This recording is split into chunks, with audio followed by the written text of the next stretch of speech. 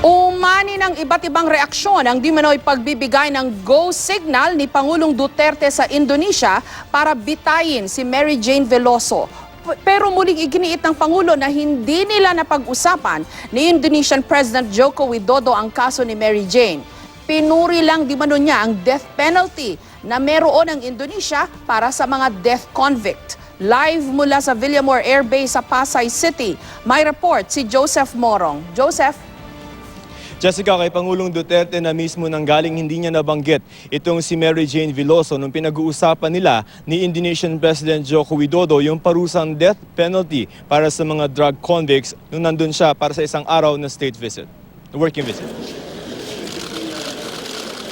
Muling iginiit ni Pangulong Rodrigo Duterte na hindi nila napag-usapan ni Indonesian President Joko Widodo ang kaso ni Mary Jane Veloso nung siya ay nasa Indonesia. Sa pagharap niya kanina sa anibersaryo ng 250th Presidential Airlift Wing sa Pasay, nilinaw ng Pangulo na pinuri lamang umano niya ang death penalty na meron ng Indonesia para sa mga death convict. Ayon sa Pangulo, maganda raw ito dahil kapareho ng Pilipinas ang Indonesia na malaki ang problema sa illegal na droga.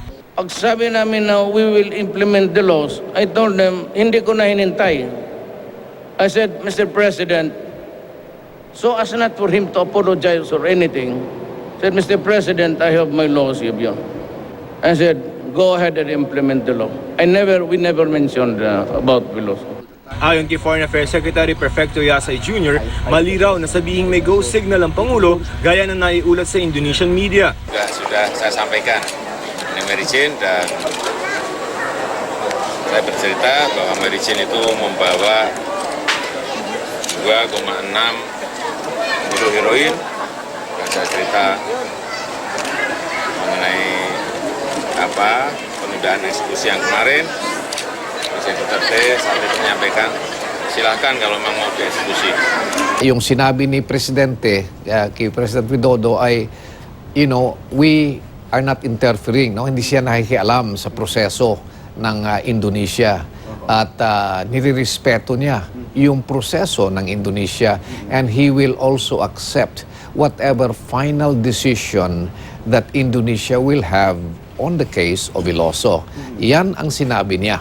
Pero inamin naman ng Pangulo na hindi niya nabanggit ang paghingi ng clemency o patawad para kay Mary Jane mula sa Indonesian President. It would have been a bad taste in the mouth to be talking about having a strong posture against drugs, and here you are begging for something. I'm sorry. I have nothing to apologize because, the law is the law. Emosyonal namang nanawagan ng mga kaanak ni Mary Jane na kung maaari ay makausap nila ang Pangulong Duterte ukol dito. Mahal na Pangulo, narito po ako. Nagmamakaawa sa inyo. Marami po nakakaalam na si Mary Jane ay inosente. Wala po siyang alam, prim up lang po siya. Alam ko po, nagalit siya sa drug. Pero sana naman po, ipaglaban niya si Mary Jane. Dahil si Mary Jane ay biktima lang po ng drug. Pero ayon sa Malacanang, wala pa raw schedule ang pakipag-usap ng Pangulo sa pamilya ni Mary Jane.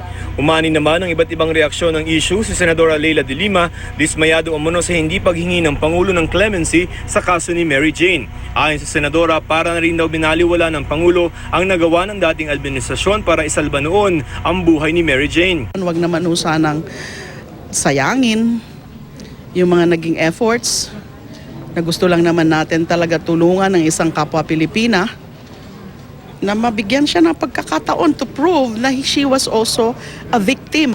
Dapat daw ay klaruhin ng Pangulo kung ano talaga ang kanya naging pahayag kay Widodo at kung totoo raw na sinabi ng Pangulo na nirerespeto niya ang Indonesian laws at bahala na sila sa pagpapatupad nito. Parang an implied go signal. Si Congressman Ed Salagman hindi na raw nagtataka kung bakit hindi hiniling ng Pangulo na iligtas si Mary Jane. President Duterte is the last person in the world to ask for mercy for Mary Jane Veloso in a drug case because he believes that drug traffickers and users should be condemned to death. Patuloy naman ang panawagan ng ilang grupo at ng pamilya ni Mary Jane. Kanina isang candlelight vigil ang isinagawa sa Taft Avenue sa Maynila para manawagan sa Pangulo na mailigtas siya sa bitay. Jessica, sa usapin naman ng US forces, no? Sinabi nga nitong si Pangulong Duterte na hindi niya pinuputol yung ugnayan natin sa ating mga kaalyadong bansa. Ang hindi lamang daw niya nagugustuhan na yung tila paninermon ng ibang bansa o ng ibang pangulo sa kanya na akala mo ay mayor pa rin siya, gayong pangulo na siya ngayon. Jessica. Joseph, ang daming layer nito, no? Na, kasi bago ang timeline, bago umalis si Pangulong Duterte sa kanyang biyahe abroad, ay siya mismo ang nagsabi without any prodding from anybody, I understand. Siya mismo nagsabi na pupunta ako sa Indonesia, i-appeal ko ang buhay ni Veloso. Okay. And then pumunta siya ng Lao, nagkatabi sila ni President Widodo in one of the dinners there. Tandang-tanda ko yung video. And then pumunta siya ng Indonesia. Ang mga tanong ngayon, unang-una, napag-usapan ba nila itong kaso ni Mary Jane Veloso? Sabi ni, parang dun sa sinabi ni President Widodo ng Indonesia, oo. Tapos sabi ng Malacanang ngayon, hindi nila napag-usapan. Tama ba yung intindi ko? And then another layer that has to be clarified, kung hindi nila napag-usapan, ano exactly yung sinabi o kung napag-usapan man yung kaso ni Veloso, ano exactly yung wording? Kasi 'di ba sabi ng Malacanang nung una, ang sinabi lang naman ni Presidente, we respect your laws, 'di ba? Wala siyang sinabing go ahead.